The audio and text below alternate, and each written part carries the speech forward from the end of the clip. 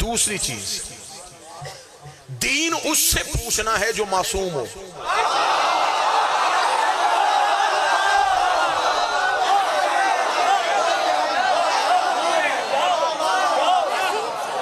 معصوم سے پوچھنا. غیر معصوم اگر بات بتائے گا تو بات میں غلطی ہوگی، اس کی بات میں غلطی ہوگی، ہمارا دین غلط ہو جائے گا. آج بندے پوچھتے ہیں نا جی، جہاں بندے بیٹھتے اتحاد کی بات کرتے کہتے جی سمجھ میں نہیں آتی، اللہ ایک ہے، نبی ایک ہے، قرآن ایک ہے، کعبہ ایک ہے، مسلمان ایک کیوں نہیں ہے؟ بندے ان کی بات بڑے غور سے سنتے ہوئے کہتے بات بڑی ٹھیک ہے، اللہ ہمارا ایک ہے، نبی ہمارا ایک ہے، کتاب ہماری ایک ہے، قبلہ ہمارا ایک ہے، ہم ایک کیوں نہیں؟ میں اس چوک میں وجہ بتاتا ہوں ہم ایک کیوں نہیں ہیں. اللہ ہمارا ایک ہے، نبی ہمارا ایک ہے، کتاب ہماری ایک ہے، کعبہ ہمارا ایک ہے، امام ہمارا ایک نہیں ہے.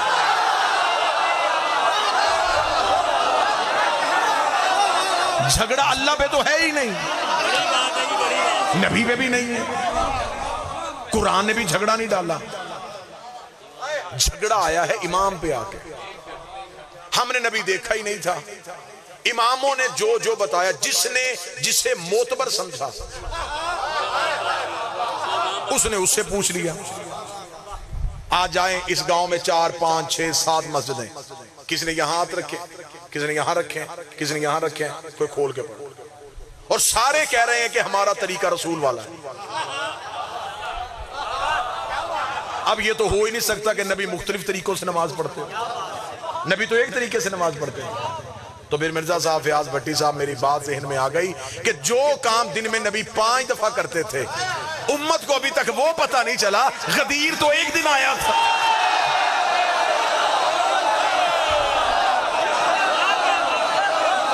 جو امت نبی کا دن میں 5 دفعہ کیے جانے والا کام بھول گیا.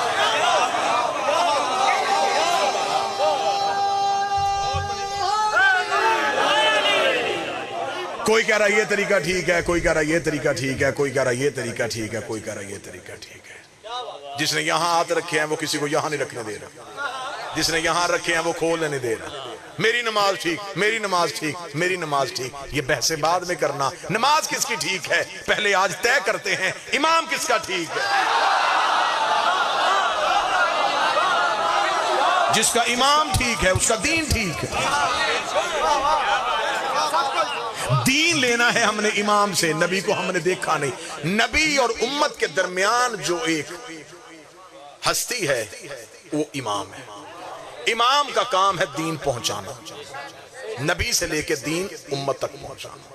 اب صحابہ اکرام سے آپ دین لیں، ہمیں کوئی اعتراض نہیں ہے. میں اس کی ایک پہلے مثال دے دیتا ہوں. میں یہاں پہ مجلس پڑھوں، مجلس پڑھنے کے بعد فوراً 45-50 منٹ کے بعد میں اعلان کروں کہ جو میں نے پڑھا، میرے شہر میں، میرے فیصل آباد میں سے کوئی ایک بندہ ایسا اٹھے جو میری تقریر مجھے لفظ بلفظ سنائے. ابھی میں نے کی ہے. اتنے پڑھے لکھے بندے، جدید ترین ٹیکنالوجی کے دور میں زندگی گزارنے والے لوگ میرے سامنے بیٹھے. میں کہوں گا میری تقریر لفظ بلفظ مجھے سنو. ایک بھی بندہ ایسا نہیں ہے جو میری تقریر سنے.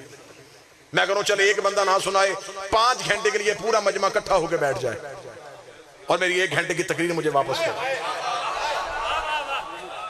آپ ایک دن کی، آپ 5 مہینے بھی بیٹھے رہیں، آپ میری 1 گھنٹے کی تقریر مجھے لفظ بلفظ واپس نہیں کر سکتے.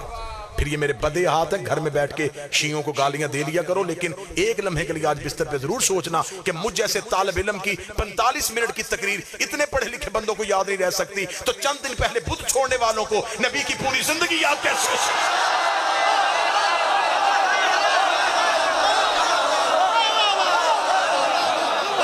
کیا وہاں کوئی غلطی نہیں ہو سکتی؟ کیا وہاں کوئی خطا نہیں ہو سکتی؟ میں یہاں تقریر کروں، میں تقریر کر کے چلا جاؤں،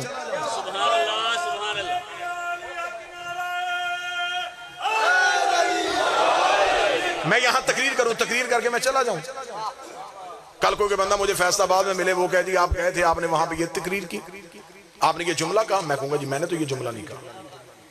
وہ کہے گا جس نے مجھے بتایا اس نے تو کہا کہ اس نے یہ پڑھا. اب وہ بندہ بھی مجلس میں نہیں بیٹھا تھا، سنا بھی اس نے مجھے نہیں.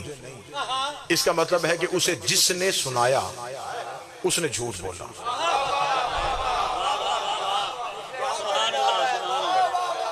اب میں یہاں تقریر کروں، میرے سامنے بالکل آسانی سے بات سمجھیے گا، میں یہاں تقریر کروں، میرے تقریر کرنے کے بعد یہ 500 1000 بندہ اپنے اپنے علاقوں میں واپس چلا جائے، یہ جا کے میری تقریر لوگوں کو اپنے انداز میں سنانی شروع کر دے، اور تقریر میں نے ایک کی تھی،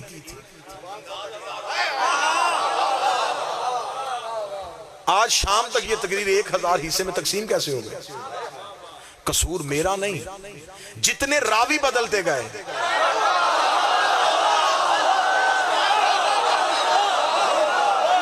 اتنی تقریر بدلتی گئی۔ اب جب میں نے مجلس شروع کیا، میں پنڈال میں آیا تو پنڈال آدھا تھا، میں ممبر پہ بیٹھا، کچھ لوگ اور آ گئے، میں نے گفتگو شروع کی اور لوگ آ گئے، 15-20 منٹ کے بعد، 30 منٹ کے بعد، 35 منٹ بعد لوگ آنے شروع ہو گئے۔ اب یہ مجھے بھول کے بتاؤ، جو بندہ میری تقریر میں 35 منٹ بعد آیا، اسے کیا پتا کہ میں نے پہلے 35 منٹ کیا پڑھا؟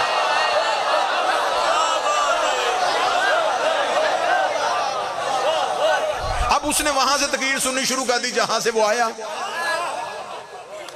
اسے پچھلی 35 منٹ کی تقریر یاد ہی نہیں، اور اس نے کہا جی میرے خیال میں یہ کہا ہوگا، میرے خیال میں یہ کہا۔ بھئی تیرا خیال ہے نا، میری تقریر تو نے سنی نہیں۔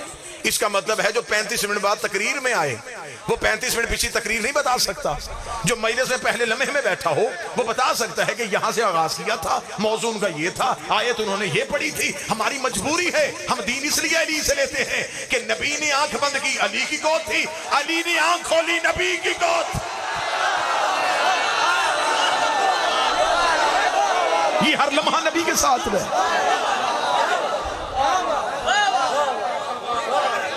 امام کا معصوم ہونا ضروری ہے۔ اتنا مجمع تقریر بھول سکتا ہے، یہ سارا مجمع جو ہے میں ان کے سامنے تقریر